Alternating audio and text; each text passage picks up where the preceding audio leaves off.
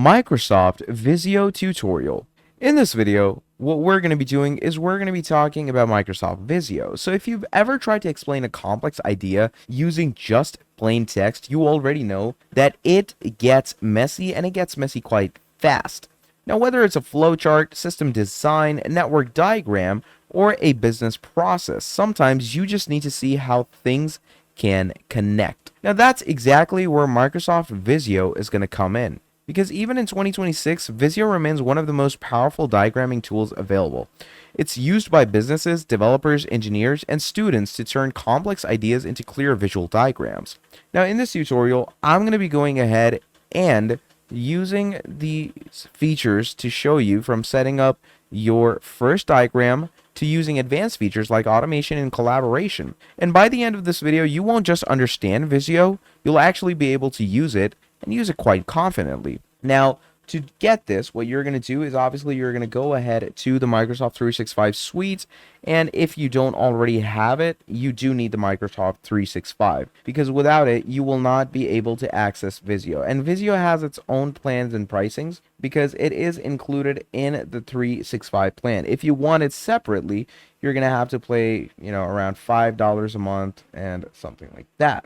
So once you are signed in and everything is good and word to go, what you can do through, using Visio is basically over here, you can also get a one-time purchase for yourself to have it on hand. Now, this is basically what Visio is going to look like. You can find it inside of your Copilot. Okay. At the center here, you're going to have your general canvas where they're going to ask if you want a blank drawing, all templates, flowchart template, etc. Now, basically, let's say I'm going to open up a blank drawing for myself, okay?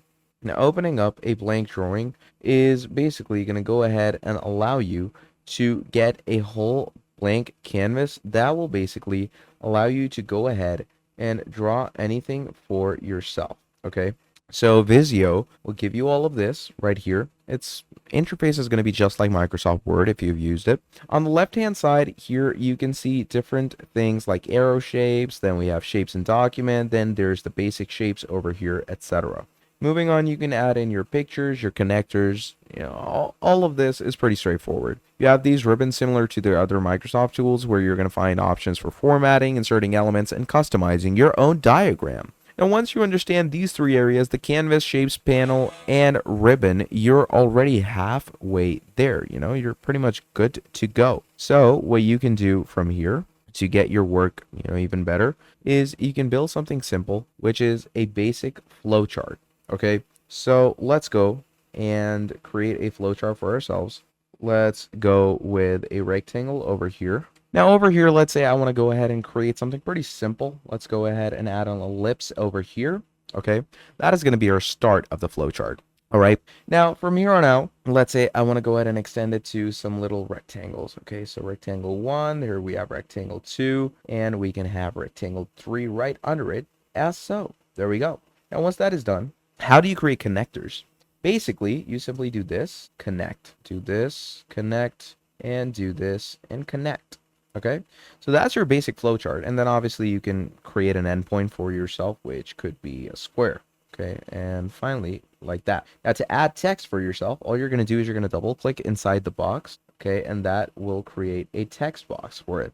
So let's say we're going to hit start, okay, right, there we have it. And here we're going to go with 1, and here let's go with 2, let's go with 3. And now we're going to hit end over here. All right. Once we do that, look at that. We now have a basic flowchart through Microsoft Visio.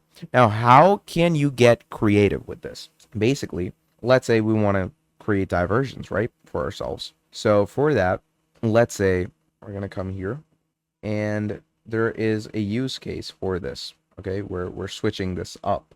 And if that doesn't work, obviously this can go to this as well. But this obviously will go ahead and connect to an ellipse over here that you can expand. And then obviously you can take this to further down places over here. Then you can come over here, take it to further down places. And finally, you can go ahead and connect this with the end if you want to. That, of course, will depend on you. So we're going to bring it here. And there we have it. So just like this, you can get creative, add more varieties to it, add more integrations. You can add more shapes to represent each step in your process, and the goal here is simple. Each shape represents an action or decision, and together they complete a flow. Okay, now after connecting shapes, dragging connectors, and creating a flow, you can even customize your diagram according to yourself. And what do I mean by that? Basically, over here, let's say we have this diagram, right? Now, first of all, you can go ahead and change the fonts for all these things, okay? So over here, we're going to go ahead and decrease the size a bit so it can fit on one screen. Once that is done, you go over to the fonts. Let's say I want Arial Black, make it bigger. Let's increase the fonts as well so it's more appealing. Of course, you can change if you want it bold or not. You can change the font colors according to yourself. So let's say we have that.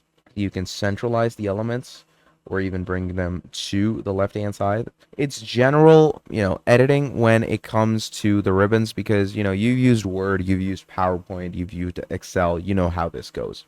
Then we go into the designs. Okay, in the design, you can first of all choose if you want the page to be a portrait or a landscape. You can change the sizes. You can even change the theme colors according to yourself. So, you have the boxes that can change colors. You can change it to Zephite. And even diagram layouts like compact trees can be added if you want to do that. Pretty simple, pretty straightforward. And let's say I want it to be a bottom to top, just like this. So, just like this, you can have a lot of fun. You can choose different arrows as well, create a whole flow through it. And you can go ahead and add your very own different symbols as well.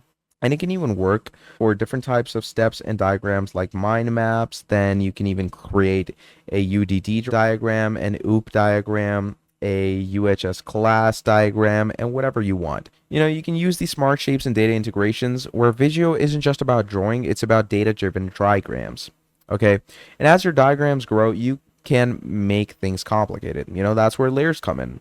Layers are going to allow you to organize different parts of each and everything that your diagram holds. Okay, you can make it stick better, you can make it look better, and the system architecture and business workflow obviously works according to this. Now, basically, Visio is ideal for anyone who needs to visualize their ideas, of course. If you're a student, it helps with understanding processes and systems. If you're a developer or engineer, it's perfect for system architecture and workflows. And if you are in business, it is great for presentations, planning, and documentation. If you have been struggling to explain complex ideas to different types of people or to yourself even, basically, this is what you need. And if you found this tutorial helpful, make sure to subscribe because I'm going to be breaking down more tools for you. Drop down a like, and I'm going to be seeing all of you in the next video. Have a great day. Goodbye.